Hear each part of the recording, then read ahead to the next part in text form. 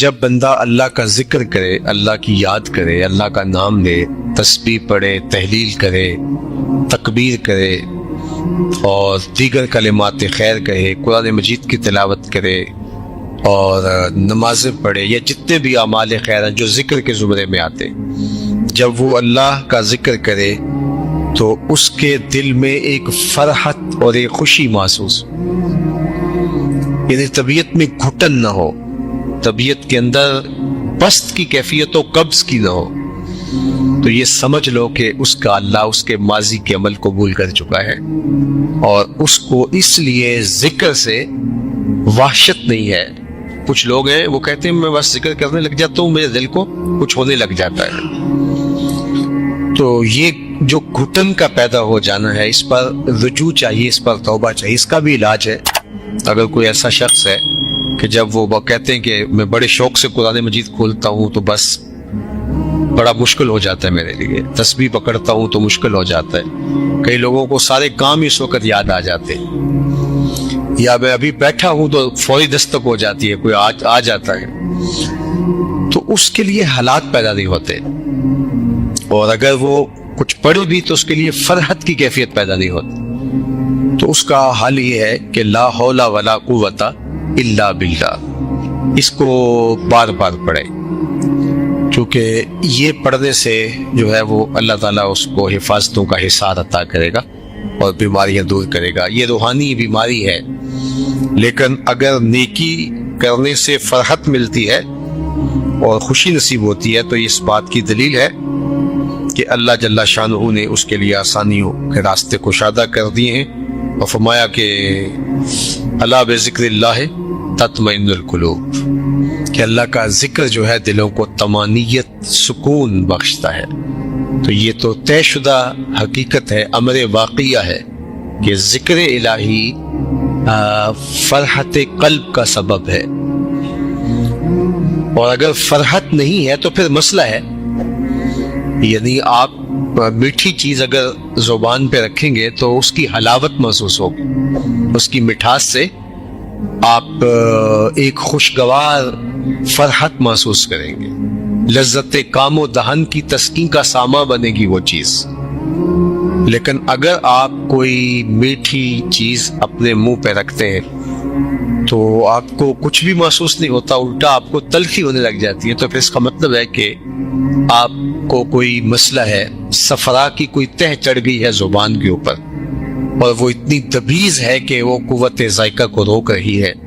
تو اللہ کا ذکر کرنے سے حلاوت نہیں ملتی، طمانینت اس کا لازمہ ہے، اور اگر نصیب نہیں ہوتی تو پھر اس کا مطلب سیدھا سیدھا یہ ہے کہ کوئی پردہ چڑھ گیا ہے دل کے اوپر، تو اس کے مداوے کی صورت کرنی چاہیے، توبہ کرنی چاہیے، لا حول ولا قوت الا باللہ العلی العظیم پڑھنی چاہیے۔ اللہ نے ہمیں بڑا نوازا ہے، بہت کچھ عطا کیا ہے، بڑا کچھ نصیب فرمایا ہے۔ جس طرح کی میری اور آپ کی زندگی گزرتی ہے، ماضی میں تو بادشاہوں کی زندگی بھی اس طرح کی نہیں گزرتی تھی، وہ بھی گھوڑے کے اوپر سفر کرتے تھے، ہم تو گاڑیوں کے اوپر ٹھنڈے ماحول میں سفر کرتے ہیں۔ یہ پرانے بادشاہوں کے محلات میں نے دیکھے ہیں، مختلف ممالک کے اندر اچھے اچھے بنے ہوئے، لیکن اس سے اچھے گھر، آسودہ گھر آپ لوگوں کے بنے ہوئے، تو پھر اللہ نے کتنا عطا کیا ہے۔ وہ ماضی کے اندر ہم سنتے تھے کہ فلاں فلاں فلاں کو میسر تھا، آج سب کچھ آپ کے پاس میسر ہے، لیکن ہم ناشکرے ہو گئے۔ آج ہمارا سب سے بڑا مسئلہ شکر گزاری سے گریز کرنا ہے۔ سویر سے لے کر شام تک ہمیں یہ شکوے ہیں، اٹھتے ہوئے یہ شکوے کہ ہمارے پاس یہ نہیں، ہمارے پاس یہ نہیں، ہمارے پاس یہ نہیں، ہمارے پاس یہ نہیں۔ کبھی یہ بھی گننا شروع کریں کہ میرے اللہ نے مجھے یہ بھی عطا کیا، میرے اللہ نے مجھے یہ بھی عطا کیا، میرے اللہ نے مجھے یہ بھی عطا کیا۔ ہم نے تو جب سے ہوش سنبھالی یہاں آسودگی دیکھی ہے، بچپن ہمارا اچھا گزرا، جوانی اچھی گزری، لڑکپن اچھا گزرا، اب بڑھاپا بھی ٹھیک گزر رہا ہے، لیکن یہ کتنے لوگ ہیں کہ جنہوں نے پوری زندگی مشقتوں میں گزاری، لیکن اس کے باوجود وہ بات بات پہ الحمدللہ کہہ رہے ہیں، اور ہم کہتے ہیں کہ بس جس کے پاس 3-4 کروڑ کی گاڑی بھی ہے، 10 کروڑ کا بنگلہ بھی ہے، بینک بیلنس بھی ہے، اللہ تعالیٰ نے سوڑے کڑیل جوان بیٹے بھی دیے ہیں، اللہ تعالیٰ نے گھر کو آبادیاں دی ہیں، خوشیاں دی ہیں، صحت دی ہے، थोड़ा सा डॉलर ऊपर नीचे हो गया तो वो कहता है जी बस बुरा हाल हो गया। अल्लाह का शुक्र अदा करना सीखे, उसकी रजा के दायरे में रहें। ये ना देखें कि क्या नहीं है, ये देखें क्या है।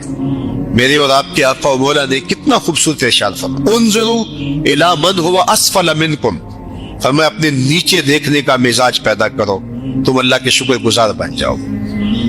ऊपर देखोगे तो जाहिर है एक 2 कनाल के बंगले में रहने वाला शख्स जब 6 कनाल का बंगला देखेगा तो वो उसको तंग तंग महसूस करेगा। यहाँ मसाइल है, वो कहता है गाड़ियां सही पार्क नहीं होती, ये मसला है, ये मसला है, ये मसला है।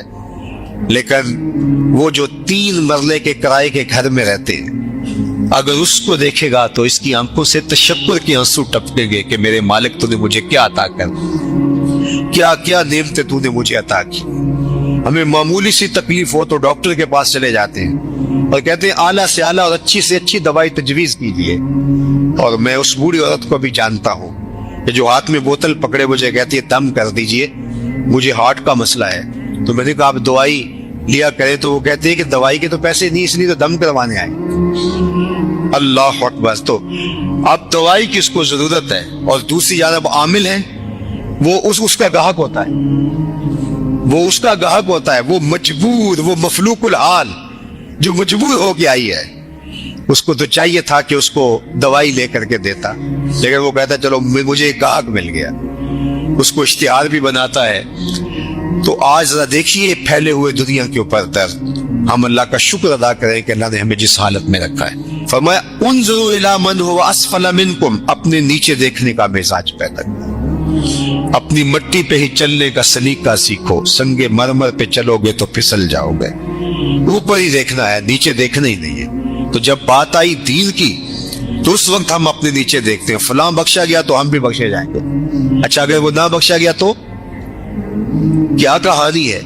हमें बताया गया है दीन में अपने ऊपर देखो, यार फलां इतने मर्तबे, इतने नवाफिल भी इसको नसीब है, शराक भी, तहज्जुद भी, फलां भी, बिल्कुल वो रिज़्क़ हलाल कमाता है, मशकूक पैसा अपने माल में शामिल नहीं होने देता, उसकी तरफ देखो।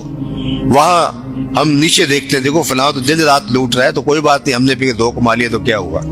और जो जब बात दुनिया की आती है उस वक्त हम ऊपर देखते हैं, जबकि हमें कहा गया दुनिया में अपने नीचे देखो, दीन में अपने ऊपर देखो, सौखे हो जाओ। तो अल्लाह की नेमतों पर शुक्राने का मिजाज पैदा करो। आप घर जाते हैं, जब भूख लगती है तब खाना मिल जाता है। वो भी है कि जिनको दिन में 1 मर्तबा खाना मुश्किल से मिलता है। हमने बहुत बुरे हालात देखे और लोगों को शाकिर पाया, साबिर पाया। सीरिया के अंदर वो जो 40 लाख लोग पड़े हुए, आप वहां से गुजर जाए तो बाद में जीना मुश्किल हो जाता है। वहां औरतें 6-6 बेवा लेके बैठी हुई हैं, बच्चे उनके शौहर शहीद हो गए, उनकी बेटियों के जो है वो शौहर शहीद हो गए और उनके यतीमों को लेकर के बैठे फटे हुए खैम में।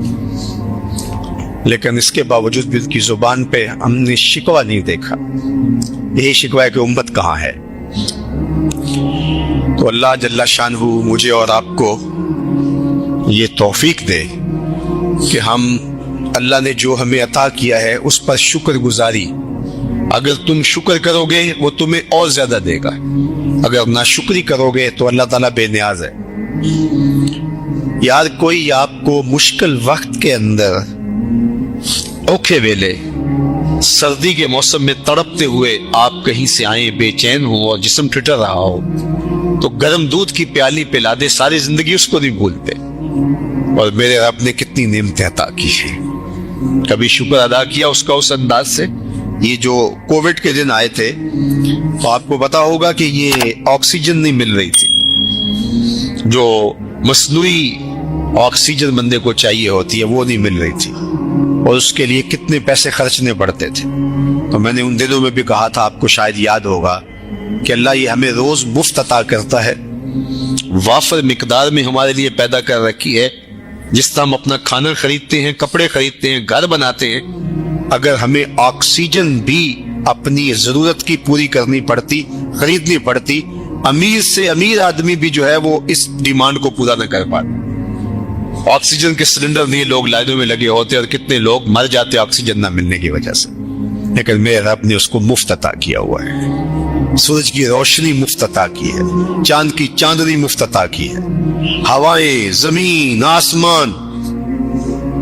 یہ اس لیے ہمیں احساس نہیں ہے کہ ان کی نہ لوڈ شیڈنگ ہوتی ہے اور نہ اللہ ان کا بل بھیجتا ہے, نہ اضافہ ہوتا ہے, نہ کچھ نہیں ہوتا. تم اور میں جتنے بھی نافرمان ہو جائیں, اس نے کبھی سورج کو نہیں روکا کہ ان کے گھر میں روشنی نہیں بھیجتی.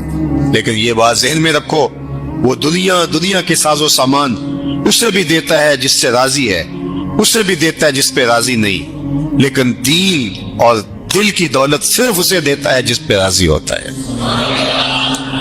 جس کو دل کی کائنات مل گئی, اس کو بہت بڑا خزانہ ملا.